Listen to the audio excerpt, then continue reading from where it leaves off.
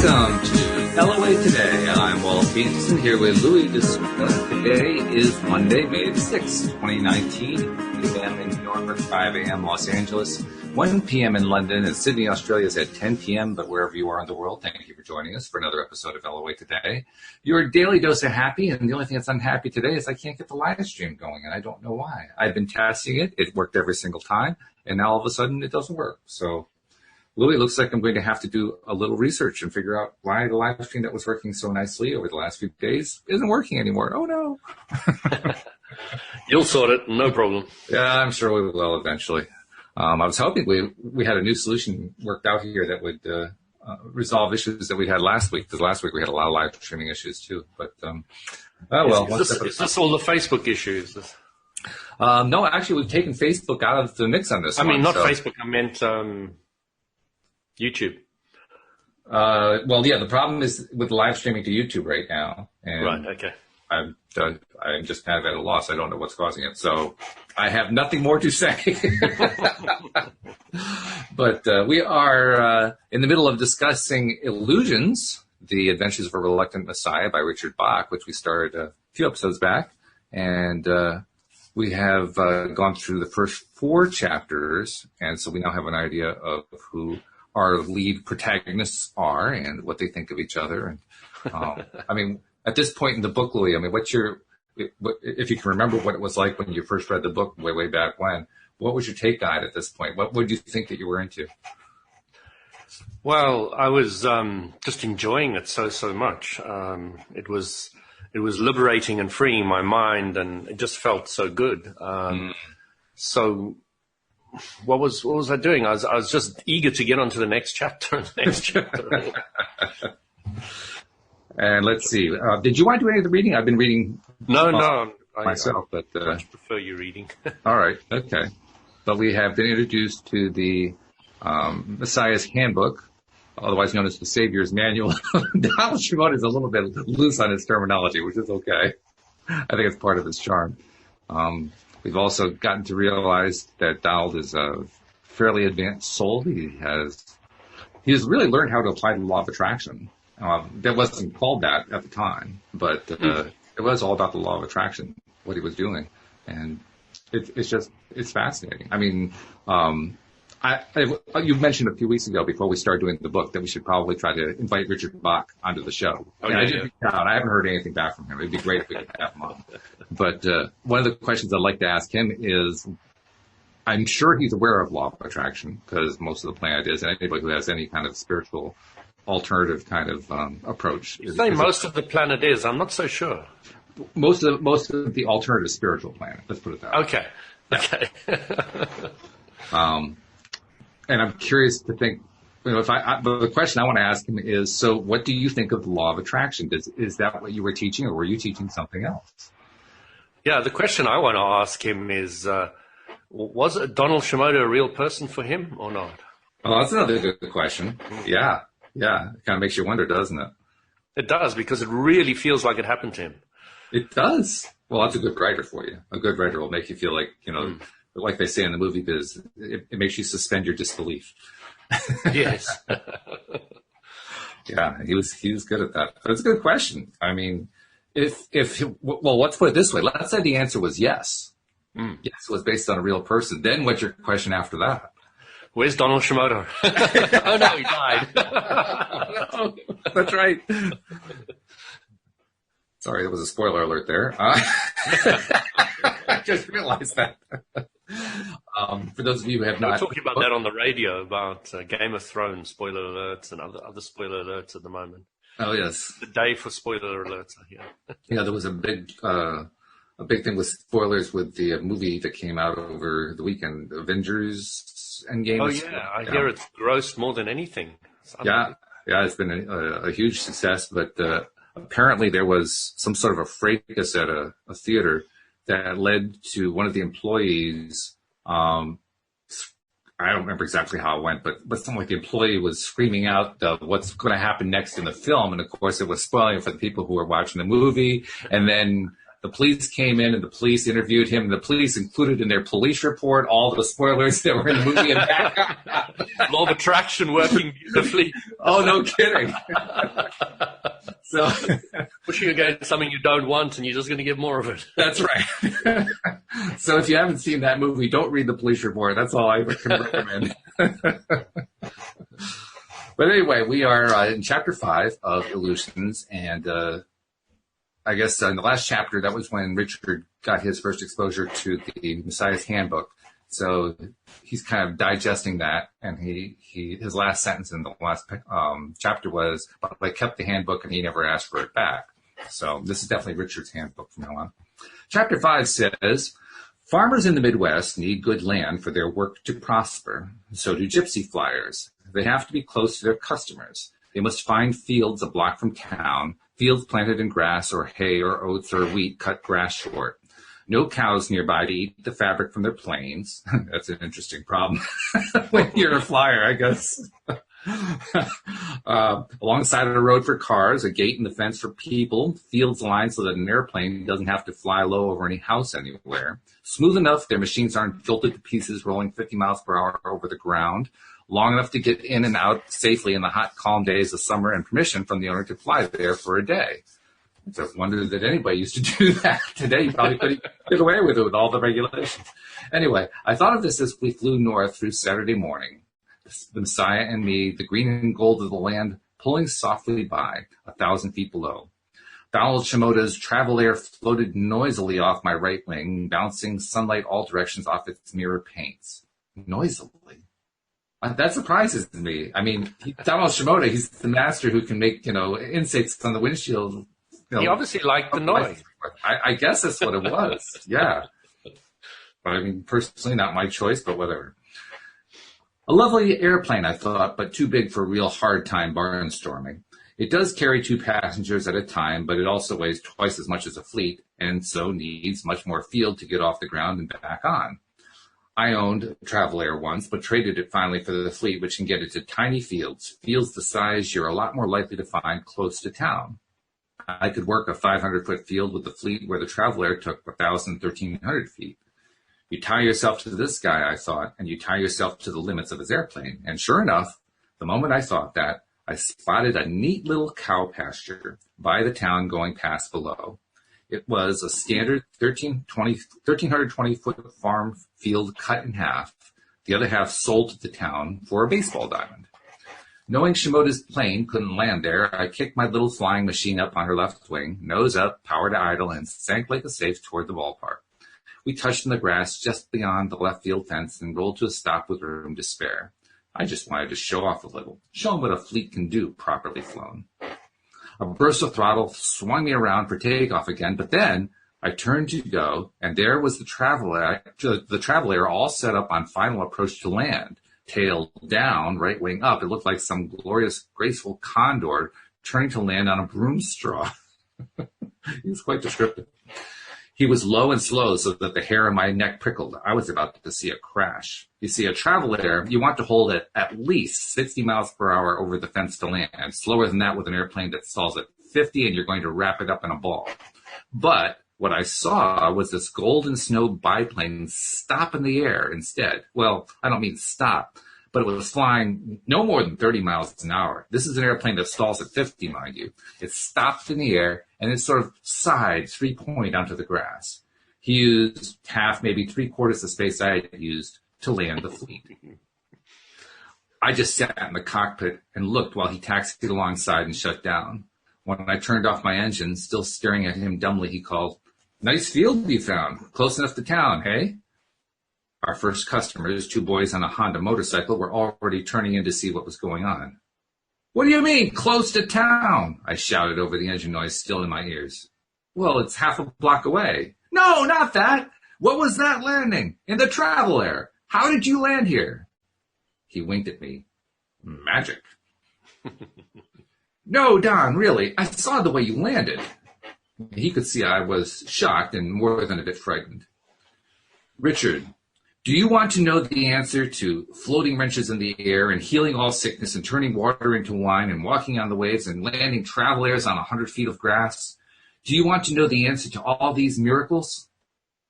I felt as though he had turned a laser on me. I want to know how you landed here. Listen, he called across the gulf between us. This world and everything in it, illusions, Richard. Every bit of it, illusions. Do you understand that? There was no wink, no smile, as though he was suddenly furious with me for not knowing long ago.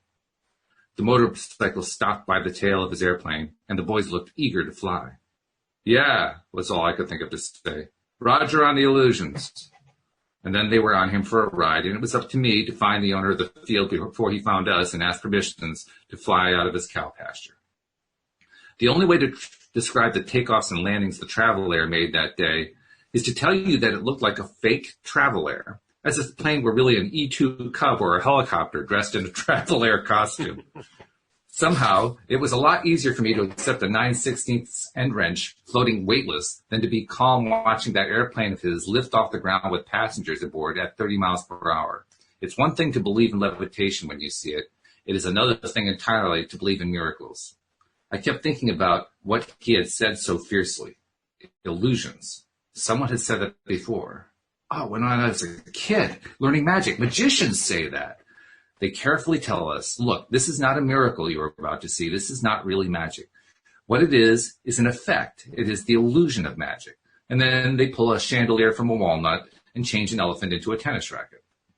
In a burst of insight, I pulled the Messiah's handbook from my pocket and opened it. 2 sentences stood alone on the page. There is no such thing as a problem without a gift for you in its hands. You seek problems because you need their gifts. That's a good quote. What do you think of that quote? Fantastic. Yeah. It pretty much describes all of life, really, especially as a deliberate creator. Mm-hmm. I didn't know why, but reading that eased my confusions. I read it over until I knew it with my eyes closed. The name of the town was Troy, and the pasture there promised to be as good to us as the hayfield in Ferris had been. But in Ferris, I had felt a certain calm, and here was a tension in the air that I didn't like at all. The flying, that was a once-in-a-lifetime adventure for our parents, was for me routine, overshadowed by that strange uneasiness. My adventure was this character I was flying with, the impossible way he made his airplane go, and the odd things that he had said to explain it.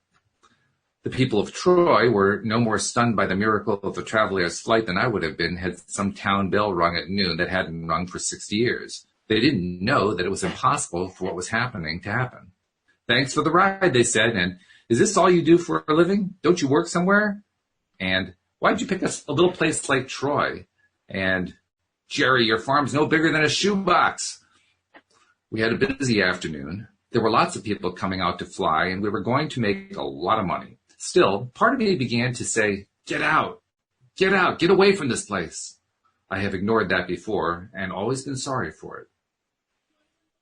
Interbeing, that's a reference to connecting to your inner being. About 3 o'clock, I had shut down my engine for gas, walked twice back and forth from the Skelly gas station with 2 5-gallon cans of car gas, when it struck me that not once had I seen the Travel Air refuel. Shimoda hadn't put gas in his plane since sometime before Ferris, and I had watched him fly that machine for, 7 hours now, going on 8, without another drop of gas or oil. And though I knew that he was a good man, it wouldn't hurt me, I was frightened again. I mean, if you really stretch it, throttle back to minimum revolutions and mix your dead lean and cruise, you can make a Travel Air run 5 hours at the outside, but not 8 hours of takeoffs and landings. He flew steadily on, ride after ride, while I poured the regular into my center section tank and added a quart of oil to the engine. There was a line of people waiting to fly. It was as if he didn't want to disappoint any of them. I caught him, though, as he helped a man and wife into the front cockpit of his plane. I tried to sound just as calm and casual as I could. Don, how you doing on fuel? Need any gas? I stood at his wingtip with an empty 5-gallon can in my hand. He looked straight into my eyes, and he frowned, puzzled, as though I had asked if he needed any air to breathe. No, he said, and I felt like a slow first grader at the back of the classroom. No, Richard, I don't need any gas. It annoyed me. I know a little bit about airplane engines and fuel. Well then, I flared at him, how about some uranium? He laughed and melted me at once. No, thanks. I filled it last year. And then he was in his cockpit and gone with his passengers in that supernatural slow motion takeoff of his. I wished first that the people would go home, and then that we would get out of here fast, people or not. And then I would have the sense to get out of there alone at once. And all I wanted was to take off and find a big empty field far away from any town and just sit and think and write what was happening in my journal, make some sense out of it. I stayed out of the fleet, resting till Shimoda landed again. I walked to his cockpit, there in the propeller blast of the big engine. I've flown about enough, Don. Good to be on my way. Land out from towns and be a little less busy for a while. It's been fun flying with you. See you again sometime, okay? He didn't blink. One more flight and I'll be with you. Guy's been waiting. Oh, all right. The guy was waiting in a battered wheelchair rolled down the block to the field. He was kind of smashed down and twisted into the seat as if by some high gravity force. But he was here because he wanted to go flying. There were other people around, 40 or 50, some in, some out of their cars, watching curiously how Don would get the man from the chair into the airplane. He didn't think about it at all. Do you want to fly? The man in the wheelchair smiled a twisted smile and nodded sideways. Well, let's do it, Don said quietly, as though he was talking to someone who had waited on the sidelines a long while, whose time had come to get into the game again. If there was anything strange about that moment, looking back on it, it was the intensity with which he spoke. It was casual, yes, but it was a command, too, that expected the man to get up and get into the plane, no excuses. And what happened then, it was as if the man had been acting and finished the last scene of his crippled invalid part. It looked staged. The high gravity broke away from him as though it was never there. He launched off the chair at a half run and mazed at himself toward the traveler. I was standing close and heard him. What did you do? He said. What did you do to me? Are you going to fly or not going to fly? Don said. The price is $3. Pay me before takeoff, please. I'm flying, he said.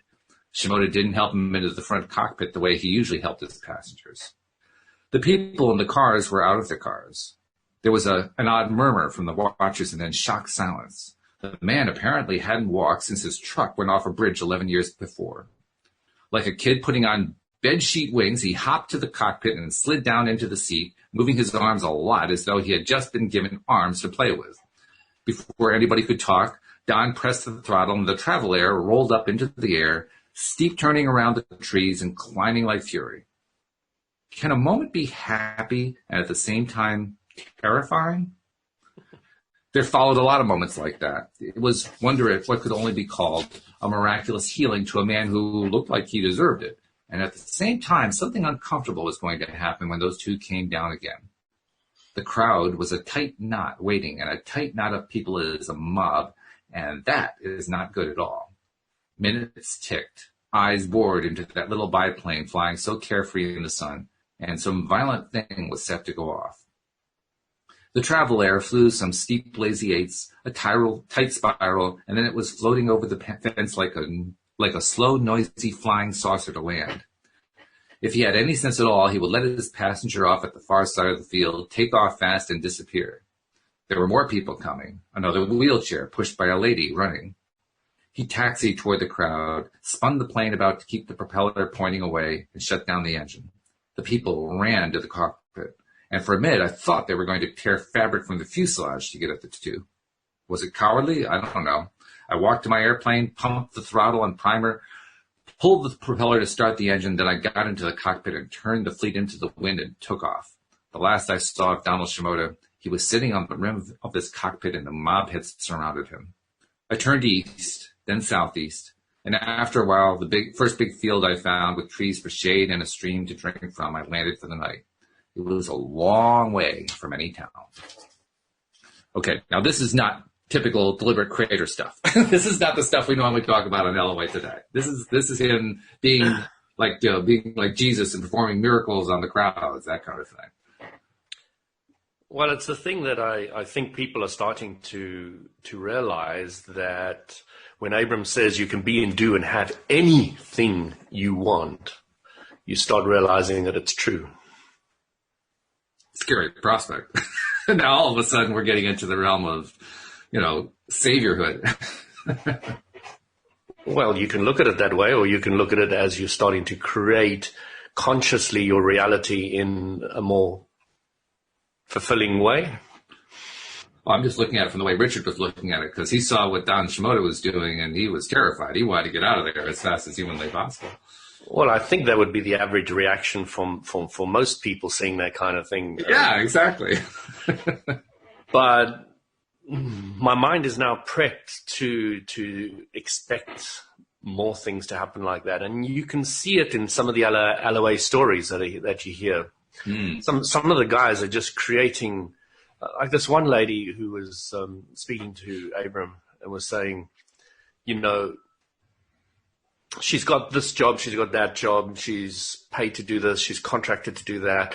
And now Microsoft gaming community has paid her, I'd love to get her on the show, she must be amazing, has paid her to bring her mojo to the gaming community.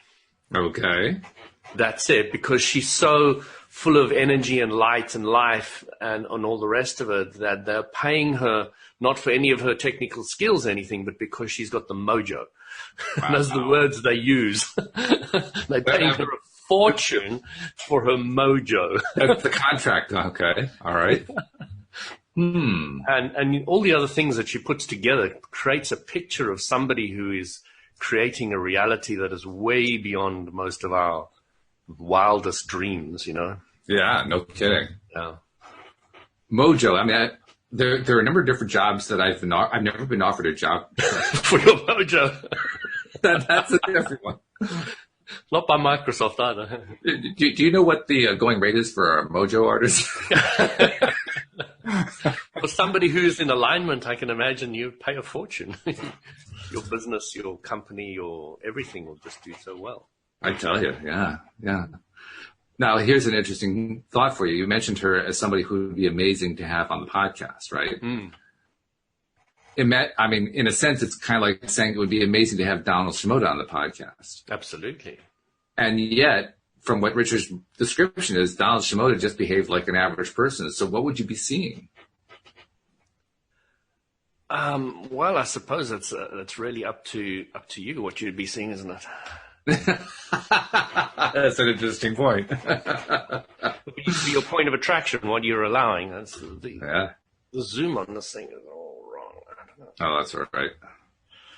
Yeah, it's a funny thing because when you look at the comparison between Donald Shimoda, and this is the obvious comparison to make. It's the one I know I made when I first read the book. Now, granted, I first read this book about 40 years ago, 44 actually.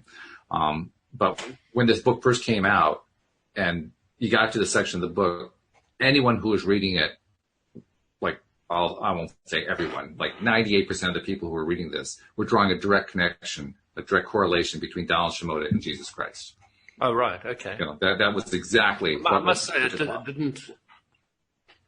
didn't trigger that in me, but yeah, I can believe that. But for most people, and I know that was my reaction, is like he's portraying a Christ figure here.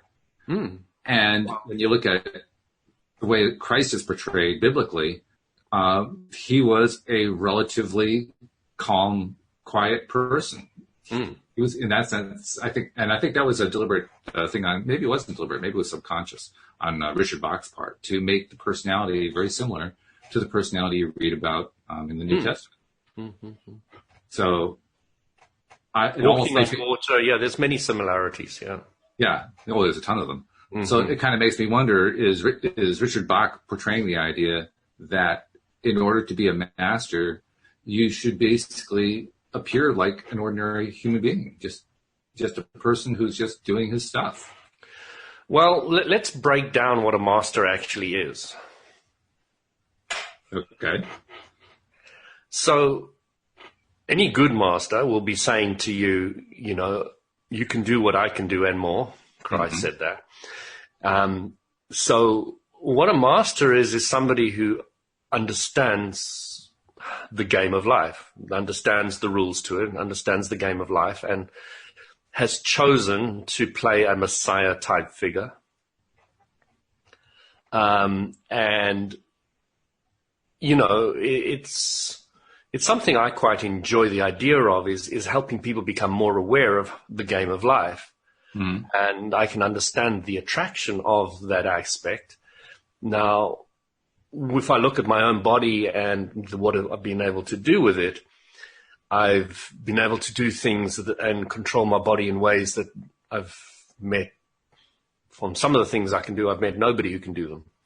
Nobody in my whole life. So, I kind of think I'm cheating, or I understand in the area of my body and all the rest of it and my health. When you expand that out to money, experiences, jobs, accolades in all different shapes and forms, Mother Teresa type figures, etc., you can take the rules and the laws and you can expand it into your business. You can expand it into whatever you're passionate about, your painting, your art, anything.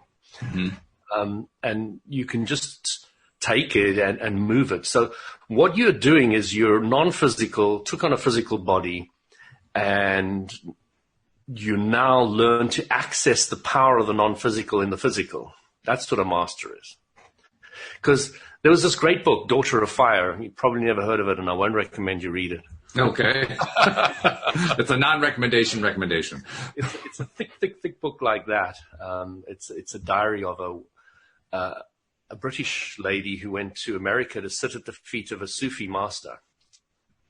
I didn't know we had any Sufi masters in America, so that's good to know. I'd say America. I meant India. Oh, okay.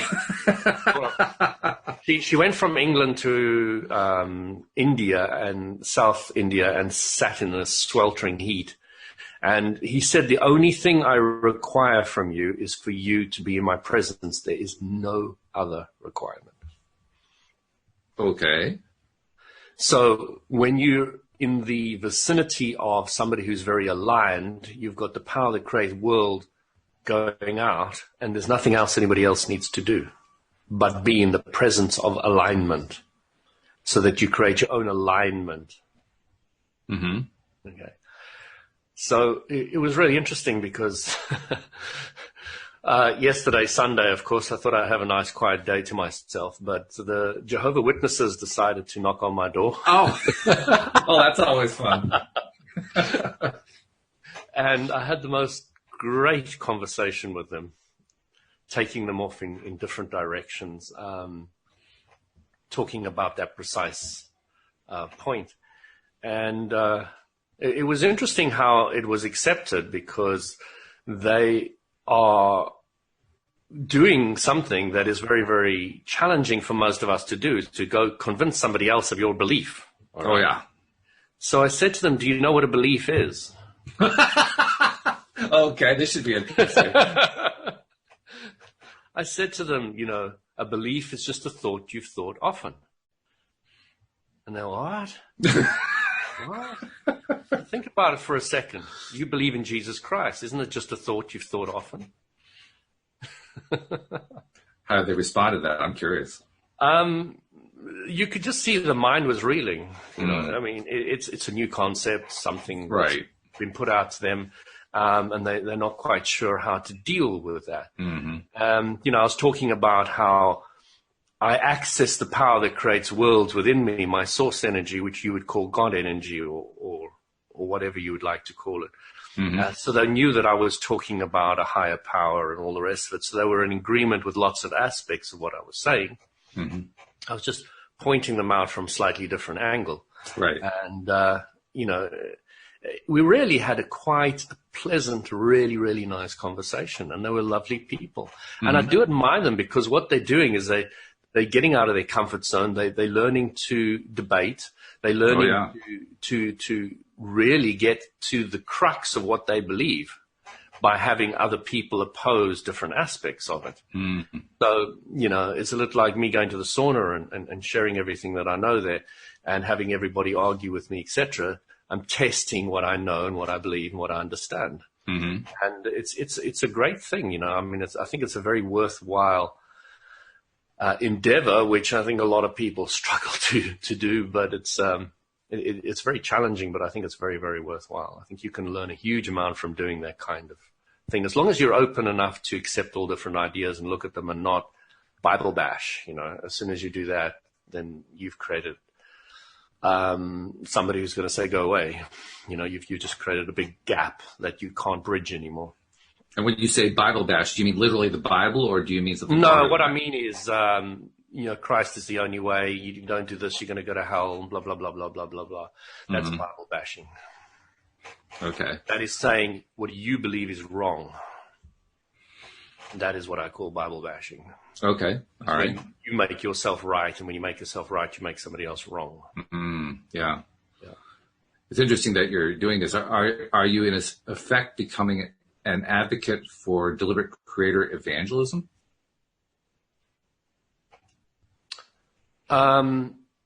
Every subject's two subjects, so the answer is yes and no. It depends how you. Okay. So if you are going out there not to prove you're right, but because, like I do, I thoroughly enjoy sharing these ideas. I don't care if Walt agrees with me. I love it when Walt doesn't agree with me, because when you don't agree with me, we have a discussion and we have something we can pick on. Right. Okay. And then we can play it out. But what I said in the sauna to somebody, I said, who wins a debate? Who's the person who ever wins a debate? Is it the person that gets angry and sticks to his point, or is it the person that remains happy and content no matter what happens? Which one wins? Oh, you're asking? Yeah. Oh, well, the second one for sure. Okay. So if I go into the sauna and I ever get upset, I've lost. So I asked the guys, you've seen me here for 3 years now, or 4. Have I ever got upset with anybody's ideas, concepts and things? No, I haven't, because I can accept them. Because I'm just putting out an idea. You like it, you don't like it, I don't care. You love me, you hate me, I don't care. It's your problem. All right? So I go there because I really enjoy watching some people take an idea and go, I hadn't thought about that. That makes sense. I like that. Oh, I've heard of this before. Oh, I've just started, and I hear this so often. I've just started The Secret, and I remember you said to me that there's something beyond that. What's that? I need to know, because I want to go the next step. Yeah. So I've had a lot of those kind of experiences. So now a lot of people say, I can't teach the law of attraction. Nobody will listen to me or understand me. I've heard that a lot in the group. And I look at them and I'm saying, well, that's your belief structure and you're going to get it. Now, my belief structure is not that. I know that I'm going to bump into people all over the place that are going to be interested in this. And I've done it for years and years and years. And it just happens. I just landed up with some Jehovah's Witnesses that were quite happy to listen to me for ages. So, I appreciate all that, and I know that that's what I'm expecting. I'm not expecting them to be frightened or scared or confused about what I'm saying or contradicting to where they're going. I try to fit it in from where they're going. I try to use words that they use. I try to use language that they would be able to grasp. And even in the sauna, when I'm speaking to one person, I'll speak more religious-based wording. Another person, I'll speak completely differently. And another person, I'll speak on a more sexual level, because that's what they understand. And so I adjust the communication in whatever way will suit the individual that I'm speaking to. So, well, plus I'm pretty sure that when you're having a conversation like that, you're not taking offense at anything that they're saying. That's probably the thing that stops more people than anything else. But how can I take offense with anything? Because I've got you can take as much offense as you really want to. You just don't do it, which is a smart thing not to do. But anybody can take offense at anything. That's been proven many times over. This is something that is so important to grasp if you want to be able to share your beliefs. Is everybody else has where they are, no matter how old, where they are, because they are in that moment in time that you're speaking to them. They are at the pinnacle, at the highest understanding of what they believe the world and life to be is. Correct. And you have to respect that. They've had all these experiences that they've had, and they've come to those conclusions. And I'm quite happy to appreciate whatever conclusion they've come up to. I just give them another idea, maybe that they haven't heard before, and then I let them go. You either take it, you leave it, whatever. I talked about that story of the Christian on the beachfront in South Africa. I was walking with a buddy of mine, and this Bible basher came up to me.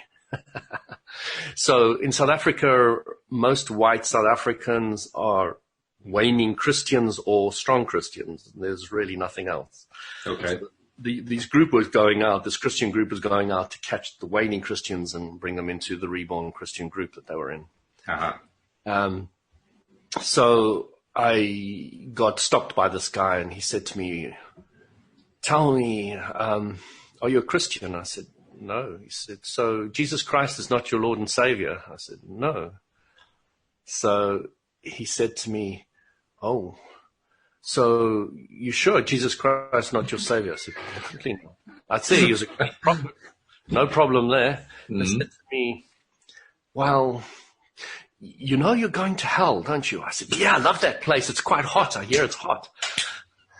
So the guy just stands there in absolutely confusion all over his face, and the leader goes and taps on his shoulder, and he says, "Leave that guy alone."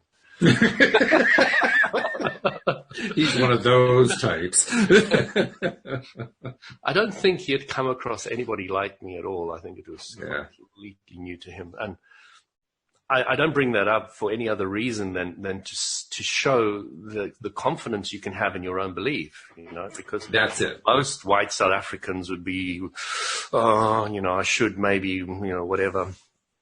But to me, I was so far removed from Christianity at that stage, it had no hold on me whatsoever. I think you touched on it the took word many there. years to get rid of that hold. It had a lot of a hold on me. Oh, good grief, yeah. I mean, their tentacles are everywhere, really. It's not really their tentacles. The tentacles I gave to myself. Well, the ones you accepted, yeah. That's the thing, is learning how and to then that realization allows you to break them. Yes, Yeah. Exactly. Yeah. Yes. Yeah. But you touched on the right word, confidence, because for those, I made reference to people who take offense at, they go out there, they try to teach law of attraction, and they get stuff back that says, "Oh, no, I don't believe in that stuff," and they take offense at that. and the reason they're taking offense, I believe, is because of a lack of confidence in themselves, a lack of confidence in their ideas, and so they're looking for validation outside of themselves. So what they're doing in that process is they're still learning, they're still growing. Absolutely, yeah. Growing in that subject. Okay, we're all growing in some subject. You never stop growing.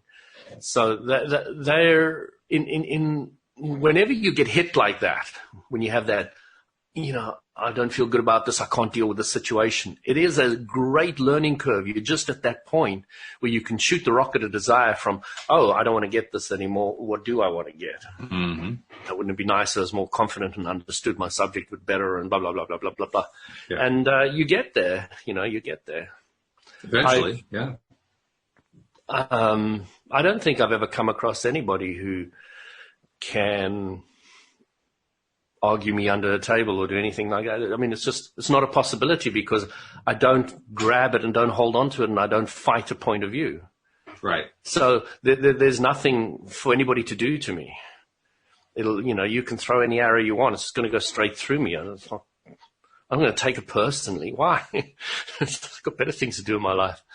But I'm very clear about what I believe. And when you consistently give people the same message again and again, year after year, month after month, in the sauna, etc., or wherever you are in life with anybody, they start picking up the clarity that you have with it, and they start either agreeing with it or just leaving you alone altogether. Yeah. So it really doesn't matter. It works out beautifully. But just to go to here, you asked me, there's no such thing as a problem without a gift for you in its hands. Now, in Abraham Hicks speak, that is, when you know what you don't want, you have a better idea what you do want. That's right. Okay. Yeah. So it's just put in a very nice way. I love the words. There is no such thing as a problem without a gift in its hands. Yeah. Richard is definitely a wordsmith. He's one of those rare novelists, rare authors of any kind, that know how to write descriptively and beautifully. That's the real art. That's fabulous. He definitely has that. You seek problems because you need their gifts. So the Jehovah's Witnesses, they gave me a little pamphlet and said, "Here, please read this. Here's a gift for you." I said, "I've got a gift for you. And I said, do you know, I want to share with you the importance of negativity. I said, why do you think negativity is so important? Because they were saying to me, what do you think of all the suffering in the world? I said, my answer to you is, what is the importance of negativity? And the lady said, well, you know, when you know the bad things that you don't like, you start getting, you know, to look what you do like. And I said, oh, very good. And I was like, this is brilliant, you know, but I'm not quite sure she fully grasped that I was talking about all the grief and suffering in the world was that precise reason, and that's the beauty of it. But, you know, it was a beginning, so something for them to think about and take home. Yeah. So, you know, they gave me a gift. I gave them a gift, and it was lovely. There are many ways that we can individually decide to deal with stuff like this. You actively like to go out and engage in conversations of this kind. I do it in It's not like I actively go out and engage, Walt. I've got such an active vibration that it automatically happens. Is there a difference? Like I'm looking for it. There's no effort involved, you know. I see what you mean. On my door, I just bump into people that are just ready for it in the sauna or when I'm on school or you know, whatever. I understand that. I really don't have to do anything. Right. Yeah. In that sense, that's I think where my question was earlier. Really it wasn't really that's where the question about evangelizing came from, because evangelizing really is going out and asking like that, and you're right. What you're doing isn't really that. The way I go about handling this whole thing is a little bit different in that I do all of mine on a podcast with people who I already know are like-minded. I don't I don't tend to attract in people who are looking for, you know, some sort of a contrast or whatever. I'm not really 100% sure why, other than that's just what I attract. I don't know. But it's certainly more in line with what I prefer. So I think that's probably what it is right there. I definitely enjoy talking to the like-minded people a lot. Yeah. And I think that kind of ties into one of the things that I tend to say to somebody who is expressing their frustration that, well, you know, they're not taking me seriously or they're not listening. How do you get people to listen and so forth? My usual response is, well, stop trying. Just, you know, don't go there. You know, all you're doing is making life miserable for yourself. Now, if you can enjoy it, that's a good thing. Got that clarity. You really get that. You really understand that. But you really have to break it down to them. Why must they stop doing it? You know? Well, yeah. That's exactly what I do. I tell them that when you stop doing that, when you stop trying to put it out there and make people, you know, change because you're trying to make them change, when you let go of all that, a couple things happen. One thing that happens is if you continue to like what you like and other people like you, they're going to tend to like what you like. I mean, it's just that's the law of attraction. That's putting that energy out there and the energy having its influence. So it's like you said, you don't have to work it. You don't have to, you know, okay, I am going to convert the world to the law of attraction. No, you don't have to do that at all. What a waste of time. Can't think of anything worse. Well, I could probably think of a few things, but nevertheless, that would not be, let's put it this way, it would not be in my top 10. That's a fair way of saying it. You know, that's not one of my top 10 things to choose to do in my life. So, yeah. So let's see, where are we at? We have, I'm not sure if we have enough time to do chapter 6. How long is chapter 6? Chapter 6 is fairly long. We can go through other aspects of this. So what about healing? Boy, well, we could do a show on that. Miraculous healing? When is miraculous healing different from healing is the question I ask. It's when you are more surprised. I guess. Abram says the reason why I never laugh at any of your jokes is because I'm never surprised. Yeah, there's that. I don't find things funny because you can't surprise me. Surprise comes when, oh my gosh, I didn't know that, or, you know, that's funny, or that's weird, or, you know, but when you know everything, there's not that much of a surprise around the corner. It's a funny thing because I think one of the reasons we're here on Earth is we like the surprise. I think we enjoy surprise. And I don't know. I find that a lot of the things that happen are surprising. I find that healing is surprising of any kind, whether you call it miraculous or otherwise. I mean, you cut yourself, and forget about law of attraction, forget about being a deliberate creator. You just cut yourself and it bleeds, and it stops, and it forms a scab, and then over time, that scab starts to disappear. I'm sorry, but that's just plain miraculous. That's fabulous. That's an incredible thing. Shall I tell you how to speed it up, Walt? Well, I'm not going to imagine how to speed it up. I'm just staying here with, isn't that so cool? Our bodies heal ourselves. Yeah. That is just really, that I think that's worthy of appreciation. Absolutely. Yeah. Absolutely. And the more things you can find to appreciate, you're just flying, It's just working so much better for you, so much better. I mentioned last week that, I don't know why I'm even connecting this, but for some reason it's coming in here. I mentioned last week that I'm messing around with the pendulum because Bill G's been doing that, and I've been playing with that a little bit. And I created, I don't know if I told you, I created a chart, a pendulum chart. It's the Abraham Hicks scale. So, deep depression all the way over to joy and happiness and so forth.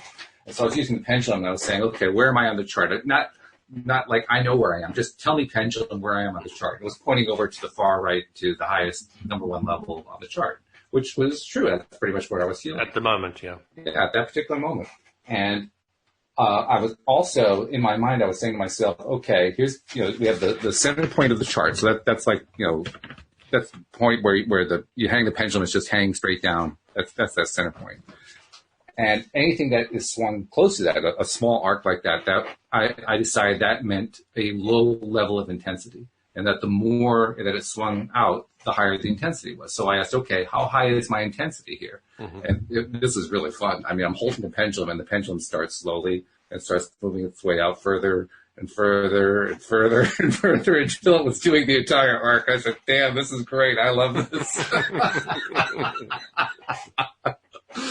I had never seen anything like that before. But it was kind of like a reminder to myself that when we're dealing with things like healing, when we're dealing with miracle, when we're dealing with these concepts, it really all comes down to the same two-ended stick that Abraham talks about. It comes down to the letting go of the oars analogy, whichever way you want to look at it. Yeah. It's how excited are you going to get by it, or how scared are you going to get by it? How much are you going to accept it, or how much are you going to reject it? Exactly. Yeah. So it on the head there. So it doesn't really matter whether or not somebody listens to the ideas. If they like the ideas, that's cool. That's a conversation. If they don't like the ideas, okay, well, that could be cool too, depending on how you decide to handle the information that's coming into you. It's up to you. On the other hand, you can get scared about it. You can get frightened about it. You can get pissed off about it. There are a lot of different possible options here. And what's really fascinating is all the different ways that people choose the different options. That there's a miracle for me. Talk about the miracle of healing. Here's another miracle. You can put out a concept like deliberate creation and get 500 million different responses to it, which is crazy. That's pretty wild. There's 7.8 plus all the animals billion worlds out there, Walt. So, you're going to get different results from different worlds. But that's cool, though. That's what I'm saying. When I call it crazy, that's what I mean. It's cool. It's fun. That's like, wow. Isn't it fabulous fun, that my world at the moment is buzzing around yours? We're actually hitting each other now and again. There's a little bit. A little bit of touching there. And the two worlds. It is cool. It's fun. It's very brief. It's very brief. People think that the interaction with other people is huge, and it's not. It's very brief. Yeah, it is. I'm thinking what I'm going to say, what you're going to say now, rather than what you're saying. This is true. and we like to think, that we're spending quite a bit of time here, but it's an hour, an hour out of a day, a 24-hour day. That's 168 hours in a week. So 1 out of 168, that's just in 1 week. All of a sudden it's getting really, really small. After a month, okay, now we're down to really, really, really small. So, and you're going to live till 300, so yeah, there you go. That's just in this physical body. Beyond that, it's eternal. So now it gets really, really, really small. There are masters out there that are purportedly 5,000 plus years old. In the physical, still having physical bodies. Of course, you can't go meet them or anything like that because they'll only be met if they want to be. If you're a vibrational match, you'll get there. Otherwise, it's not going to happen. So, yeah, it's... I guess strange questions going through my head. Like, do they take showers every day? How many showers is that? Well, they say, Walt, that they're called God eaters, so they eat source energy, so they don't. They eat source. Okay, so they can eat if they want to, but yeah. But my question is still a valid question, because I take a shower more because I enjoy it than because I need to clean up. Well, that will be their answer too. If they enjoy it, they'll be finding more of them, and if they don't, they won't. Mm-hmm. Mm-hmm. It'll be based on that same principle, want and not want. Now, the other question too is if you successfully have lived 5,000 years, because the only way you're going to do that is by cleaning up your thoughts and keeping your thoughts exactly on which one. Absolutely. Yeah. So that is the Alexa. Yeah. Right. So if you're able to pull that off, you're probably vibrating pretty darn high. We're talking.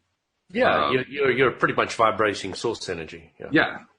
So essentially, you are a being of light in every way. You're blinding. People who don't know you say, "Whoa, turn it down." Which is why you won't bump into them unless you're a vibrational match, unless you're on that high. You can want all you want, but unless you're at that vibration, you're not going to bump into them. But it raises an interesting question. The power that they bring into the physical universe is, they're bringing the source energy to help maintain the physical universe. So, yeah. Well, okay. I think you're starting to touch on the answer to the question that I was raising. When I often wonder why we come here and what we're choosing to do here and why we're doing it. And I explore that a lot of different ways. That's part of what we talk about on the show. And then I ask myself, okay, what happens as I raise my vibration over time? At what point do I decide I'm done here? And if you carry that out to an extreme, that's where these 5,000-year-old beings are. They're people who have really carried out to the extreme. They want to still be here, but they only want to be here in a very, very high vibration space, in the source energy space. And you start to say, in order to kind of, how do you say, hold the universe together? I don't remember exactly what you said. Well, you're pulling in source energy, which is the power that creates worlds, to help sustain the physical universe. Yeah. Mm-hmm. And so that's where that's like a nice logical reason. But for me, since all of source and all of existence in the universe is all emotionally based, I'm curious about the emotions that go along with that. So I'm wondering, what are they feeling? What's their emotional? Their emotional state has to be high. But what about it is driving them? What is saying, I really want to stay here and, just keep feeding source energy to the universe. I wonder why. I wonder what it is that's doing that for them. Why did we choose to come into this life? I'm still stuck on that one myself. same kind of thing. We choose to come play with the contrast. So. Play with the contrast, One of the best things Ramdas said to me, which I loved, I was like rolling on the floor with this. He said, you can get spooks, non-physical entities for 10 to a penny, So he said, one of the best things one spook ever said to me. I love Ramdas. He said, the guy said to me, Ramdas, you're in school. Take the curriculum.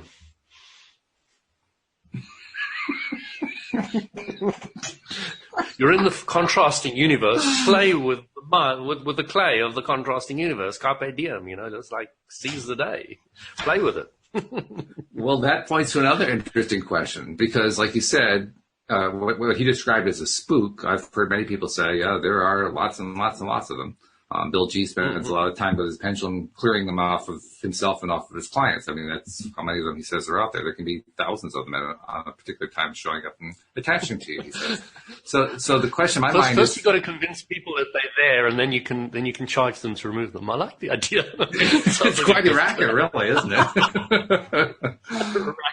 But here's the question. Here's the question I'm leading up to. Why does a spook choose to be a spook?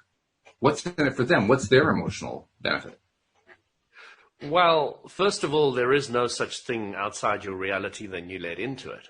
So for you to perceive a spook, you have to be a vibrational match to seeing spooks or aliens or whatever. True. Okay. Or if somebody didn't believe in them and thought they were absolute rubbish standing next to you, and you completely believed in them, you would see them and the other guy wouldn't. Reality wouldn't be able to vibrationally see it. Yours would.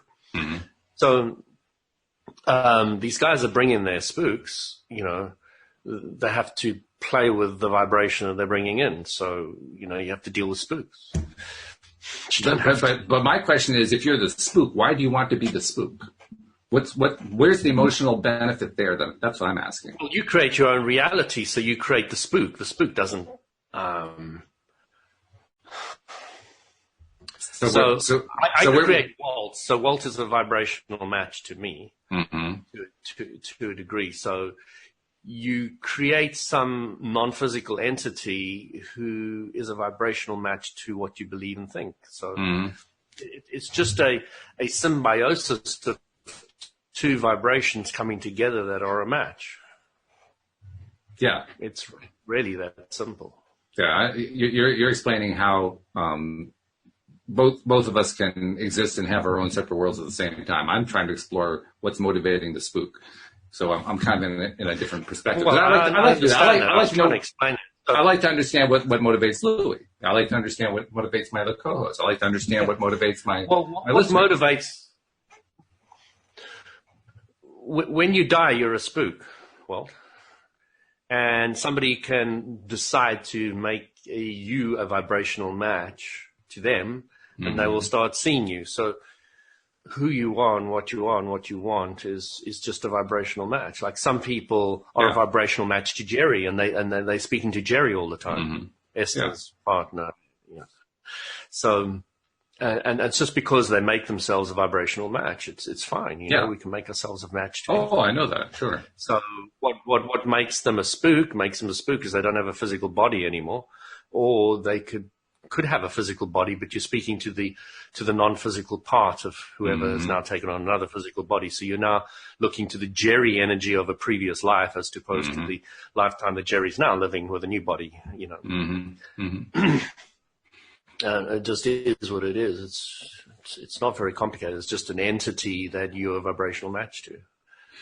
I guess ultimately what I'm leaning toward, maybe this is like a bias on my part, but the way that we've been describing this thing that Ram Dass called a spook is somebody who tends to focus on a lot of negative energy and tends to live in a low vibration state. Oh, okay. So let me define what Ram Dass meant as a spook.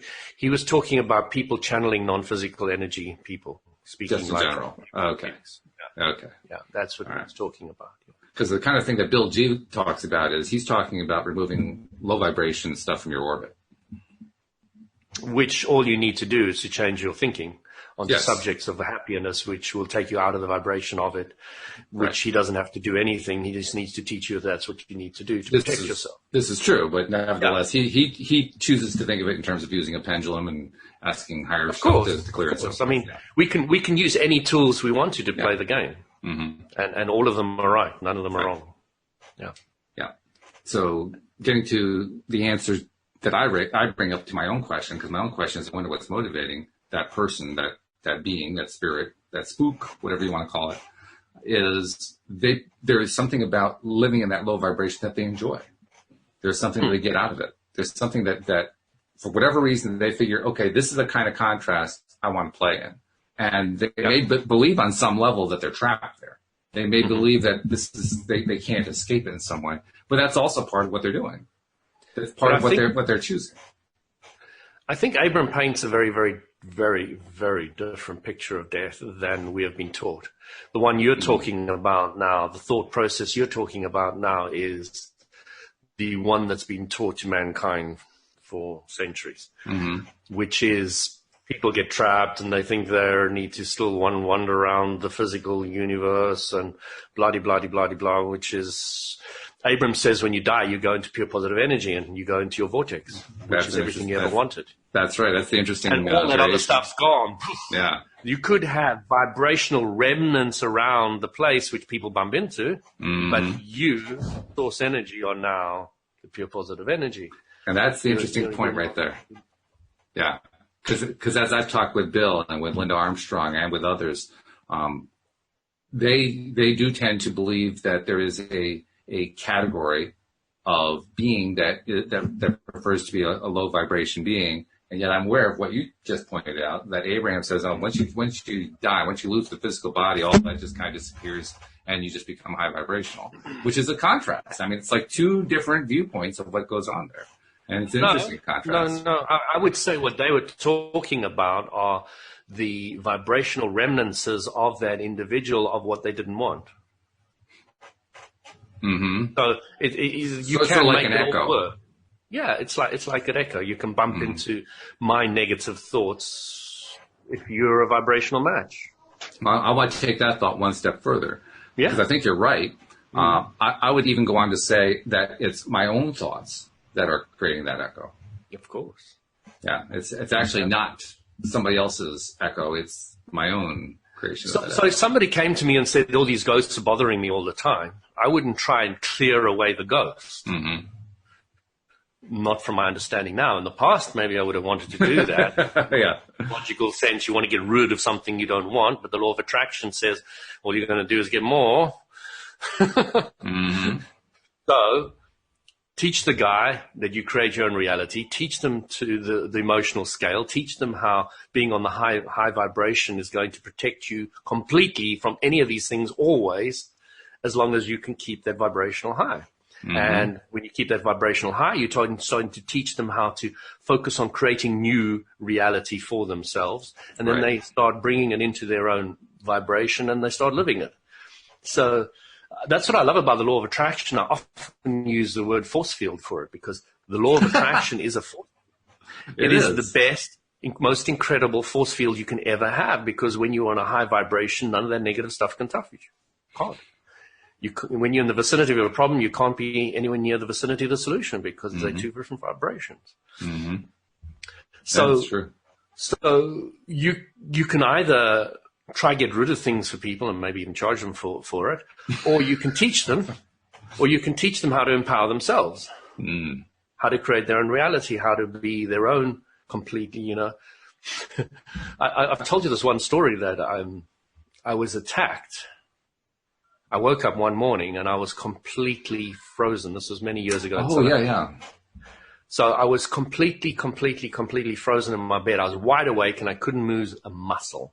I tried with every ounce of my strength, and I was kung fu guy. I was very strong, and and I couldn't move a muscle. There was this black force on my chest sitting there, pinning me down completely. So then I just said, and I'll use Abram's words, I took source energy and I said, just let it flow through me.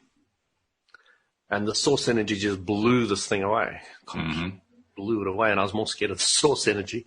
Again, there were two different vibrations. The thick, dense vibration I couldn't handle. It froze me. And the other vibration, which is far higher than I usually experience, was washing through me. Again, I was feeling uncomfortable with that, so I got a bit scared of that too. So you realize that when you're out of vibration of where you normally are, it can affect you quite strongly both ways. If I built myself up to that high vibration of having source energy flow through me all the time, then I wouldn't have noticed it. It would be a non-entity. It would be the next logical step, as everyone would say, instead of the quantum leaps which everybody wants to do, which they're not ready for, and then they land up in loony bins. So,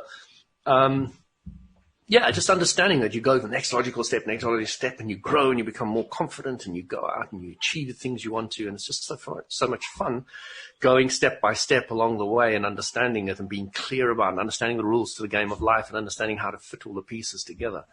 It's just incredible. It's beautiful. That's a very good place to stop. But this has been a great discussion of Chapter 5 of Illusions by Richard Bach. We'll take on Chapter 6 next week. But in the meantime, thank you, Louis, for sharing your insights, and I look forward to carrying it on with you next week. Yeah, looking forward to it. Loving the Richard Bach book. Thank you also to our podcast listeners as well. Live stream listeners, I promise I'm going to get this live stream issue fixed somehow. I'm putting it out there and letting universe source energy deliver the solution, and I'll do a little testing along the way. But we will get it fixed. And in the meantime, we'll just say thank you very much, and we'll see you all next time here on LOA Today. Goodbye, everybody. Take care.